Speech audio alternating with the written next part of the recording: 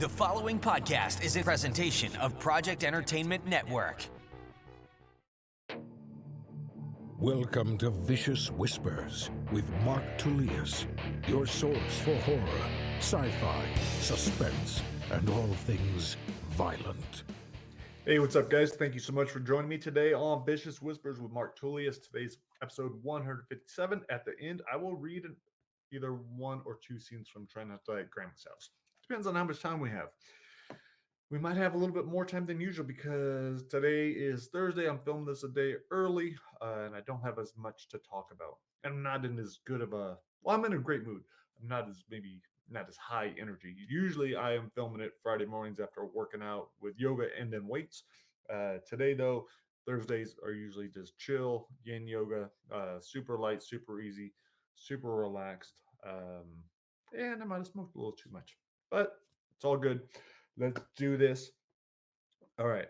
The reason I am filming it today instead of tomorrow, when you're watching this, is that I am taking my son to Knott's Berry Farm for his birthday with his buddy. We just went a couple weeks ago. You guys heard about it last week and had a lot of fun. I'd always been kind of afraid of roller coasters, afraid that I was going to mess up my neck was part of it, but then also just being scared shitless from going super fast and whatever. Just never really been a roller coaster person, I guess, or not for a long time. But I was talking with my son about that today on how both of us got over that fear. And although it's taken me to be 49 years old to finally get over it, tomorrow when we go, I'm not going to be scared of those same rides. I might have a little bit of the same fear, but there's no question like that I'm going to go on the ride. And so knowing that, it's like, well, why even have any fear and just enjoy it? Like I really did enjoy it last time. So that's just how I'm psyching myself up for tomorrow, hoping I don't wuss out on any of these rides. And that's a nice thing. I was like, I know I never would. So no matter how scared I am, I'm not going to let an 8 or 9-year-old show me up. I swore that to myself. All right, what else is going on? Did some really cool hypnosis yesterday. That was really good. That's with Life Craft Hypnosis, Alexandra Callner. It's been really cool. Yesterday we were going over, every week is a different emotion. We've gone over like fear, sadness, anger. Anger is a big one.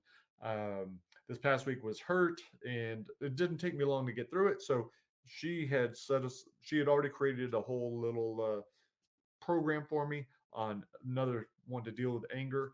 Put me in a really deep trance, and it was awesome. It was relaxing. I didn't think I was even going to be able to relax because there was a lot of noise in the house. I had actually come down here. I was sitting in my sauna with it turned off. Wasn't very comfortable, but man, when she put me in the trance, I was completely relaxed. It was really cool. Gave me some another great tool to deal with anger and how I react. Because earlier that morning, I had an angry outburst. I wasn't happy with that. I talked to Alexandra about that. She put me through this cool deep trance, this program that she wrote. It was awesome. I heard lots of these messages. All the other ones, they're going to your subconscious. But it was cool. I was aware of it. Came out feeling awesome. Like I had another tool to deal with anger that I won't react the same way. And it's also a good reminder that, yes, I'm human. I'm going to get angry, but I'm able to catch it a little bit sooner. I'm breaking those old habits. And so, I will start reacting better. And it is changing. So thank you to Alexandra for all the help with that. So this past week, I did some more stuff on TikTok with Derek. Not as much as I had originally set out to do, but I am staying pretty consistent with it and doing some other little videos here and there. I think that's probably where I'm going to be the most active. It's easy to put stuff up there and then put it on other places. And then on Facebook, I'm still in that dark and disturbing fear-filled fiction group, although I'm realizing just how difficult it is to get members to see posts, even in a private group. So Facebook is very frustrating, and I don't know how long I will be on there. I do like having interactions with people, but if that's not happening because of how Facebook's algorithm works or whatever other bullshit there is, then what can you do? But anyhow, let's answer a question from someone in that group, someone that has been an awesome reader for a very, very long time. I think from the very start, Rebecca Dotson. I didn't know her. I think she I think she started out with Brightside, and she's been leaving reviews, been super cool this whole time. She had a question from a couple weeks ago. I forgot what it was. Oh, I forgot to answer it. I was too busy crying and doing all the other things on this. Um, but she asked what my favorite book was that I wrote. And I was thinking about that. Kind of a tough one. Um, can't really go with Twist Reunion or Untold Mayhem or any of those because those were short stories that were written over a long period of time. And even though I reworked a lot of them, in a year or whatever time period, um, I still don't feel like those were books that I could do that. And the same thing with the Try Not to Dies because they weren't completely mine. I wouldn't say that one of those was my favorite either. 25 Perfect Days, again, short stories. So probably not my favorite. I had a lot of fun writing individual ones. And so that really only leaves Brightside, Beyond Brightside, Ain't No Messiah. I think that's it. Because definitely not the nonfiction. Those I did not have fun writing. Those are both very difficult. Those were not my favorite books to write. Although I think the TBI book is probably my most important book. Yeah, definitely not my the most fun to write. I had a lot of fun with Brightside. That was my first novel. Beyond Brightside was really cool. That was fun. That was violent. There was a lot of action. But I would say the favorite book to write was Ain't No Messiah. That one was a challenge. It was a lot bigger. I think 100,000 words. But, and with Easter coming up, I was like, what better time to talk about it? Because Christ has died. Christ is risen. Christ must die again. What? It was a lot of fun exploring this. Exploring religion, sexuality. I felt really terrible for the main character, Joshua. Yeah, I just knew that I was going to have to put him through some terrible, terrible stuff. Really sad. So that part was tough, but I had a lot of fun with it. I think it's probably, I can't wait to finish up the goddamn series. That's what sucks. I really want to do the bridge. Maybe I'll start on that.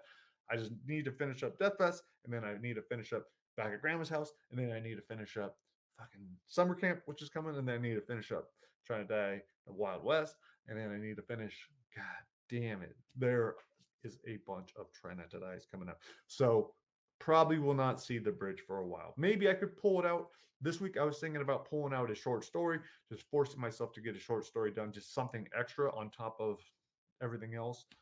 And then I realized I'm an idiot and I should just do what I'm supposed to be doing, which is right now finishing up Try Not to Die at Death Fest. Speaking of Death Fest, this week has been pretty good. I finalized, when I say finalize, I finalized my version of a death scene that I then give to Glenn. I say, hey man, fix this shit up because I don't know exactly how you're seeing it. Here's kind of like a rough outline. Here's just like, you could fix the speech, you could change whatever, the clothing, fix it up, flush it out, add to it, extend deaths, whatever else. So I finished up 3 of those, maybe 4 of those. I'm sending those to him today.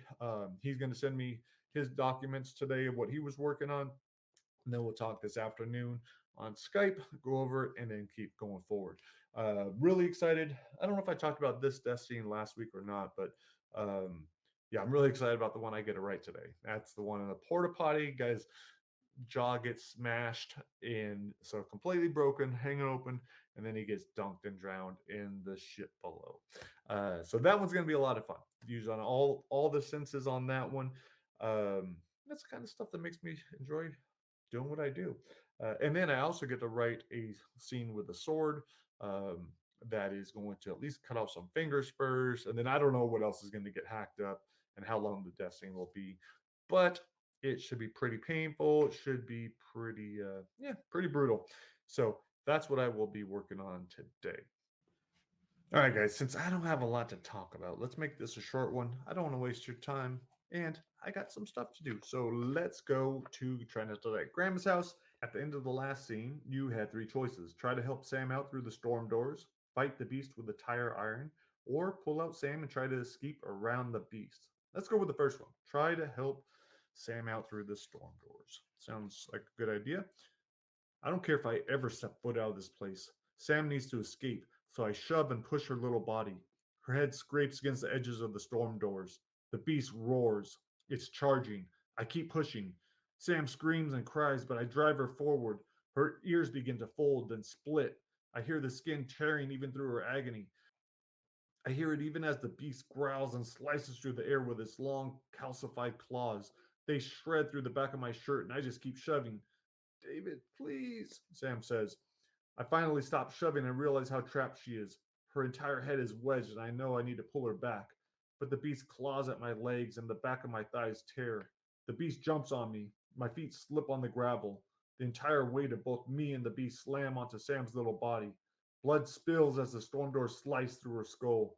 If she were to turn, the top of her head would pop off like one of those anatomy skulls from biology class. But she can't turn. She can't blink or breathe or even twitch. She's dead. Good job. All right. Wrong choice. All right, let's try to fight the beast with a tire iron. That's got to be it, right? Fight the beast with a tire iron. Seems like a good idea. What? Okay. It's not. You also die if you fight the beast with a tire iron. Pretend I read it.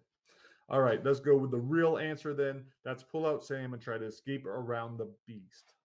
The beast is 15 feet away. Sam's trying to shove her face through the tiny opening, but there's no way she's going to make it. I pull her back and say, "We need to go around him." She rubs her cheeks and looks around. How? The room is about 30 feet wide. There's no way we can both go the same way. The beast will cut us off. The drugs haven't completely worn off and it staggers a bit on its legs, but it's moving in, claws open by its thighs. Even in the dark, I can see the patches of exposed raw flesh. It's only 10 feet from me. I swing the tire iron to keep it back. It cocks its head to the side, those glowing red eyes studying me. It's probably deciding which part to feast on first. Slowly, I grab Sam's arm. Go all the way to the left. Stay close to the wall. Just go straight upstairs and don't look back. No, I'm not leaving you. We don't have a choice. We have to split up. Screw that, Sam says. She jumps out from behind me and starts pointing. Get away from us! You hear me? You get away! You killed my brother! The beast's deafening roar sends Sam stumbling back. She trips and falls on her butt. The beast starts to crouch. In a flash, he's on top of her, and I start whacking his back and flank with the tire iron. The fleshy smacks have little effect, but I just keep swinging. Get off my sister! With one big backhanded swing, the beast sends me flying to the wall. My head smacks against a stone. I fall. I can't breathe, and I see it coming through each painful blink. Sam's screaming, but I can't see her, only the beast reaching for my throat.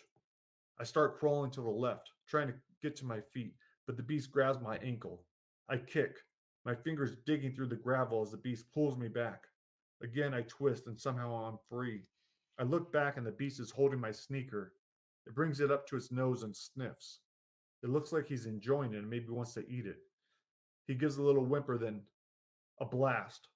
The beast roars and spins. Its arms flail wildly and its knees buckle. It tries to shake it off, but the drug is too powerful. Like a falling tree, the lumbering beast crashes to the ground. Grandma Barb is standing in the doorway with a tranquilizer gun, a thin tendril of smoke wafting up from the barrel. You kids need to get upstairs. Sam and I back out of the garage and into the lab. Neither of us takes our eyes off the sleeping beast, which now just looks like an overgrown teddy bear losing its fur. Grandma Barb isn't taking any chances this time. She's locked us in a closet. We can hear shuffling down below in the lab, the soft rattling of chains. She must be securing the beast. I don't know how she's lifting it, though. The thing must have been 7 feet tall and more than 250 pounds. I keep seeing its face and glowing red eyes, which only dimmed as he fell to his knees. It was almost sad. Sam's trying to pick the lock, but realizes it's a deadbolt. I've never seen one on a closet before. I wonder if Tim spent time in here. We have to get out now, Sam says. Help me break this down. No. David, they're downstairs. Now's our chance. I don't want to move. The adrenaline has worn off and I'm back to that woozy exhaustion. Plus, we're alive. Grandma could have shot us too, but she didn't. Sure, she could walk up those stairs and slit our throats, but we're here breathing. I just need to sit. Sam's shaking me. Get up! Okay, so you got two choices. You could either help Sam break down the door, or you can wait for Sam to calm down and figure out the best way to stay alive. So help her break down the door, or figure out the best way to stay alive and calm down. All right, guys, good luck. I'm off to have some fun with my son and his friend this weekend. Hope you do something cool, and I will talk to you later. Peace.